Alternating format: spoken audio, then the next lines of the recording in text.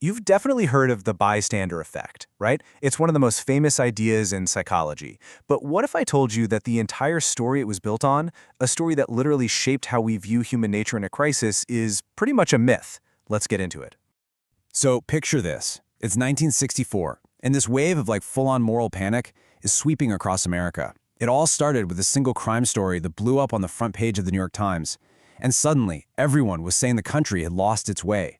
This quote from Life magazine just perfectly captures that mood of total despair. But here's the absolute kicker. That horrifying story, the one that launched decades of research and became this huge cultural touchstone, it was fundamentally wrong. It was basically a product of journalistic hype that just spiraled out of control and became a legend. To really understand how this all happened, we have to go back to the very beginning. We're talking about the 1964 murder of a woman named Kitty Genovese in Queens, New York. Her story, or at least the story people were told, would become the textbook example of big city apathy. Okay, so this is the version you've probably heard, and it is absolutely chilling. A young woman is brutally attacked over and over for more than half an hour. 38 of her neighbors, normal, everyday people, they see it or hear it happening from their windows, and not one single person picks up the phone to call the police. It's this story of just profound, shocking indifference. Yeah, but that whole narrative, it completely falls apart as soon as you look at the actual facts. The story that defined a generation's view of itself was a distortion right from the start. Let's just break down the reality here. That number, 38, it was a wild exaggeration cooked up by the police commissioner. The truth is, maybe a handful of people saw or heard something, but nobody saw the whole thing play out. Most just heard a scream or saw a confusing shape in the dark. And here's the most critical part. People did call the police. One neighbor even yelled out his window, which actually scared the attacker away for a bit. Another woman ran down to hold Kitty in her arms as she died. This wasn't a story of apathy. It was a story of confusion, fear, and a pretty flawed police response. Okay, so if the origin story is a total myth, does that mean the bystander effect isn't even real?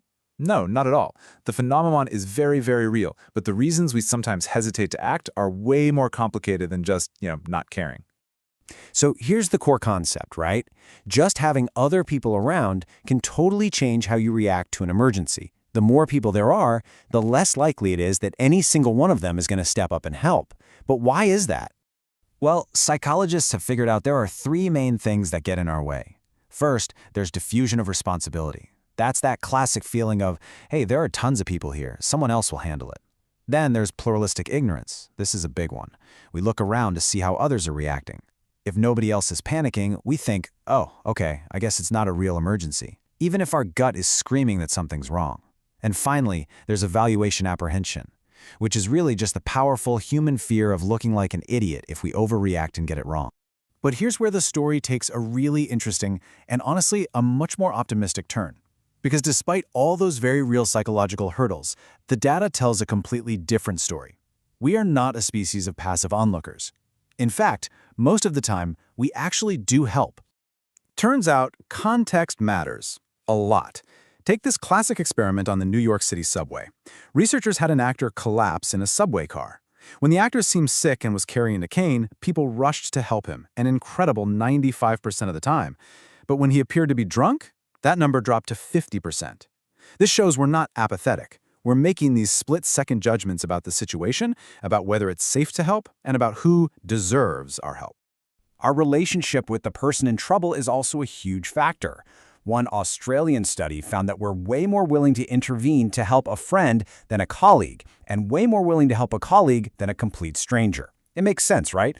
Our social connection directly impacts how responsible we feel. But what about in the real world? Outside of a lab? Well, a massive study analyzed real-life security camera footage of conflicts from 3 different countries, and the result was stunning. Bystanders stepped in to help 90% of the time. Let that sink in. 9 times out of 10, somebody helps. Intervention is the norm, not the exception. And what's even crazier, this real-world data completely flips the classic bystander effect on its head. In these conflicts, the more bystanders there were, the more likely it was that at least one person would intervene. So much for the idea that there's no safety in numbers. So this brings us to the most practical and, honestly, the most empowering part of this whole thing. Knowing that our natural instinct is to help, and knowing that the people around us probably feel the exact same way, how do we make sure we overcome those mental roadblocks and become the person who acts? When you find yourself in one of those ambiguous situations where you think someone might need help, what's the playbook? How do you go from being a bystander to being an active intervener? Well, violence prevention programs have come up with a really simple, really effective toolkit called the 3Ds. First, you can be direct. If you feel safe, you can step in and say, "Hey, are you okay?" or "Stop that." If that doesn't feel safe, you can distract. Create a small diversion to break the tension. As for directions, accidentally drop something, anything to change the dynamic. And finally, you can always delegate. Point to a specific person and say, "You in the red coat, call for help," or go find someone in authority. You don't have to solve everything by yourself. So let's totally reframe this whole thing. The evidence is clear. People want to help. Helping is the norm. The story of Kitty Genovese had us asking the wrong question for 50 years. The real question isn't about whether some lone hero is going to step up out of a passive crowd. It's about recognizing that we are all potential helpers and asking ourselves, how are we going to help together?